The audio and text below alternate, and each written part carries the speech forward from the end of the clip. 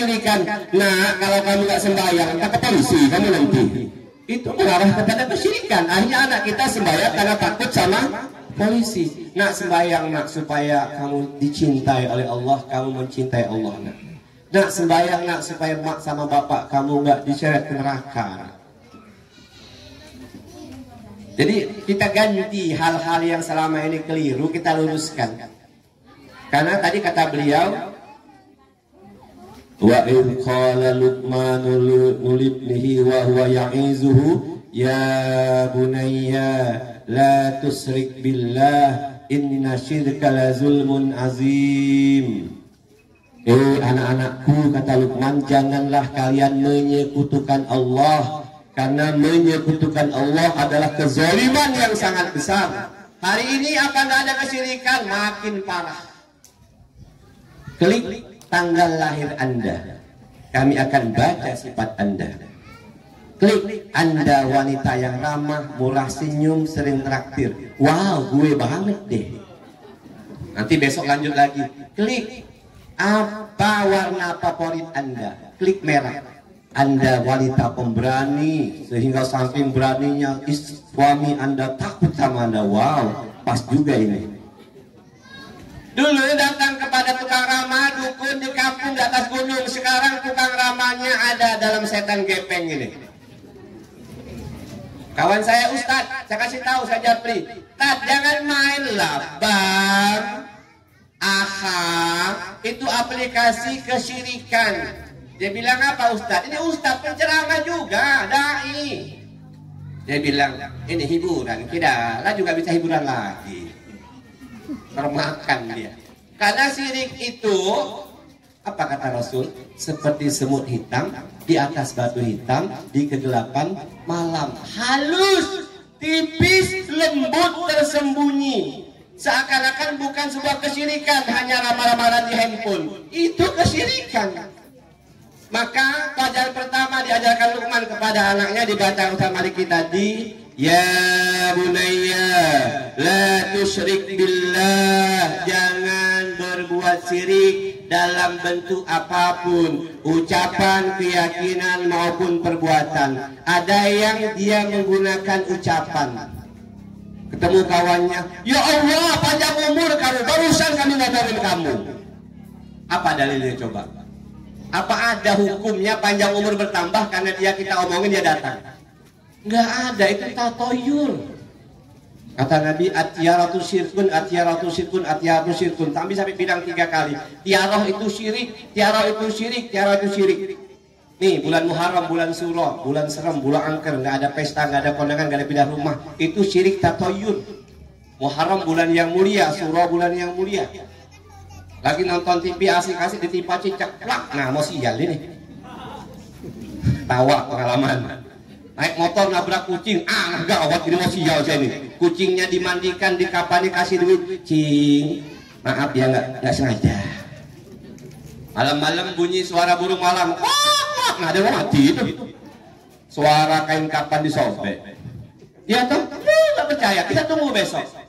Habis subuh, assalam. Nah bener kan, baru assalam. Tiaroh merasa sial, prasangka buruk dengan sesuatu.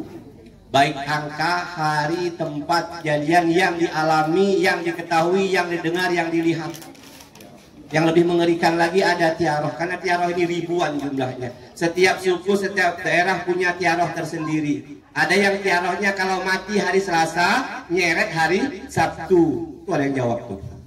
Ada yang tiaroh dengan angka 13 angka sial, makanya hotel nggak ada nomor 13. Kalau masih punya keyakinan itu jatuh dalam kesyirikan. Maka tadi jelas menjaga akidahnya di samping mentauhidkan Allah, meminta kepada Allah, jangan ajarkan perkara-perkara kesyirikan. Jauhi. Anak-anak SMA suka dengan bintang-bintang, bintang Gemini, asmara gonjang ganjing, keuangan menipis, angka main 34, akhirnya masang togel. Kemudian apalagi ke dukun, berhentilah, jangan pernah ajarkan padri berdukun, kecuali dukun sunat, dukun beranak, sama dukun urut. Dukun urut hati-hati, karena kalau dukun urut ada pantangan harinya, patut dicurigai yang urut bukan dia. tapi jin. Bu ibu suka urut? Kok ketagihan ya sama mbah itu? Gimana nggak ketagihan? Yang ngurutnya jin laki tampan.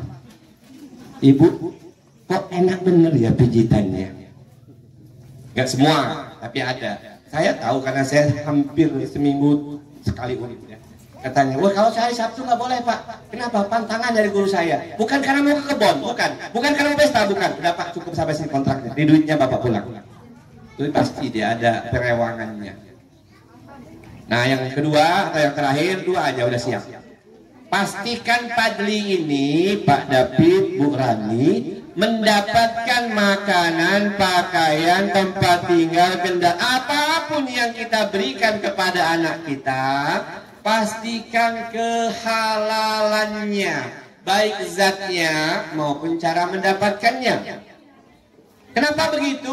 Allah melalui Rasulnya nyuruh sama kita. Ayyuhan nas ittaqullah wa ajmilu fit talabi fa inna nafsan lan tamuta hatta tastawfiya rizquha wa in abqa anha fattaqullah wa ajmilu fit talabi huzuma halla wa da'u ma harum. Hei manusia, takutlah kalian kepada Allah dan perbaguslah kalian dalam mencari rezeki Allah. Sesungguhnya seseorang tidak mungkin akan dimatikan oleh Allah kecuali rezeki yang Allah janjikan 50.000 tahun sebelum penciptaan langit dan bumi sudah Allah kasih semua, baru kita mati. Lalu nyambung hadis ini, fattaqullah, bertakwalah kepada Allah, wa ajmilu fit talabi, perbagus dalam mencari karunia Allah. Jangan curang, jangan nipu, jangan masukin batako ke dalam gulungan karet, jangan jual lada campur pasir, jangan mengurangi timbangan, jangan curang. Huzuma halal, ambil yang halal, wada'u ma harum, yang haram-haram tinggalkan. Karena tidak mungkin terjaga akidah anak kita kalau ada makanan, pakaian, tempat tinggal, kendaraan yang kita kasih ke dia itu ada yang haram, nggak mungkin, mustahil, kata Ustadz Ali Hidayat. Ngapa anak kita susah belajar? Karena ada yang dinikmatinya dari hal yang haram. Mengapa kita susah untuk khusyuk dalam sholat? Mengapa berat tahajud? Karena boleh jadi ada di rumah kita batanya, ada yang milik orang. Dan di toko material ngirim 10 semen, 10 sak. Padahal kita pesan cuma 9. Lalu kita kan, alhamdulillah satu saknya rezeki anak soleh. Kata siapa? Kata siapa? Naik kapal penyeberangan Merak, Bakauni Merak. Anak di bawah 5 tahun boleh gratis, di atasnya bayar. Anaknya sudah 5 tahun setengah, digendong sama emaknya. Kata petugas, Bu, ini kartisnya mana? Ini belum 5 tahun lah. Naik bis dari Kota Bumi ke Bandar Lampung. Kenek lupa nagih ongkos. Turun Raja Basa, alhamdulillah nggak ditagih, rezeki anak soleh. Kata siapa? Jatuh duren tetangga kita di tanah dia yang nanam, dia yang rawat, dia yang mupuk, jatuh gedebuk, kita bawa pulang. Kita bikinkan bubur kacang hijau kasih duren, nyami. Kata siapa halal? Dari mana hukum menghalalkan duren jatuh di tanah orang, punya orang, kok jadi milik kita? Beda kalau duren jatuh di tanah orang, melinding tempat kita. Itu ada hak kita, tapi ngomong dulu. Ini kan enggak, ini di mana-mana berlaku hukum itu. Ini hukum apa yang dipakai? Lalu kita masukkan dalam perut anak kita. Kita berharap anak kita taat, rajin sholat, pintar ngaji. No way, impossible. Kata Nabi, la ya'tiyanna 'alan nasi zaman la yuballi mar'u bima amin halalin amin haramin. Akan tiba suatu zaman pada manusia, mereka mencari karunia Allah, tidak peduli lagi halal haram hantam. Maaf, ini khusus untuk Qurani, ini guru anak saya Pak David. Untuk kawan-kawan ya, kalau dengar alhamdulillah. Oh, berarti jangan dikasih hal yang haram. Saya bilang dengan murid saya, ini dengan murid saya, bukan dengan orang di sini. Anak-anak tadi diantar ke sekolah sama ayah, ya. Pakai motor, ya Bi. Motornya belinya bodong apa resmi? Rata-rata kami motor bodong, Bi. Nggak ada surat. Belinya sama siapa? Nggak tahu. Sekarang halal nggak motor itu kira-kira? Nah, kalau menurut Abi, setahu kami nggak halal. Mungkin nggak kamu akan taat kepada Allah, pintar agamamu, rajin sholat, rajin baca Quran, kalau kamu tiap hari diantar bolak-balik ke madrasahmu, sekolahmu dari kendaraan yang didapatkan dengan cara yang nggak halal. Jawaban mereka, aduh Bih, nggak kuat mikir kami kalau gitu. Ya udah, nggak apa-apa. Yang penting kamu tahu, kamu jangan membeli sesuatu yang tidak jelas. Karena apapun yang kita tanamkan, kita kasih makan, kita berikan kepada anak kita, ada yang haram di sana sekecil apapun, mempengaruhi pribadi, akhlak dan akidah anak kita. Nah, ini pulangnya nanti malam, jangan-jangan pulangnya langsung meriksa rumah. Ini genteng mana kemarin punya tetangga sambil ya. Oh, saya turunin, ini bahaya ini. Tukang saya cerita pribadi, ngambil batu-batu di jalan untuk aspal jalan, diletakkannya untuk tambahan cor pondasi rumah saya. Saya nggak tahu, pas saya lihat, Mas, kok ditambah batu-batu itu? Kurang dikit batunya. Jangan! Kenapa? Ini kan milik negara. Loh, milik negara lebih parah kembalikannya, Mas. Kami tetangga, saya bisa minta maaf, minta ridho, minta ikhlasnya. Milik negara 235 juta penduduk Indonesia, Mas. Saya mau datangin semua satu-satu. Dan tuh kerikil akan saya pikul nanti di padang mahsyar. Wa may yaqulu yaqti bima qalla yaumal qiyamah. Barang siapa curang, korupsi, ngambil harta negara, dia akan memikulkan kecurangannya di negeri akhirat. Kan ngeri itu Ustadz Ahmad Junaidi mikul kerikil. Guru-guru ketawa, hati-hati yang bawa kertas sekolah ke rumah, dipakai undangan untuk yasinan. Hati-hati yang bawa spidol billboard itu ke rumah, itu punya sekolah, kembalikan. Ustaz, begitu? Iya. Yang punya kendaraan dinas itu untuk ngantor, bukan untuk ngantarkan bini ke pasar. Hati-hati, kawan saya marah. Gila juga bisa benar kita bergerak. Bisa, mobil kita ada yang lain. Apa pakai mobil dinas? Mobil dinas biaya negara, bukan untuk ngantar bini ke pasar. Itu ya? Iya. Tapi sekarang belum bisa, nanti-nantilah. Oke, nggak apa-apa. Yang penting ilmunya udah sampai.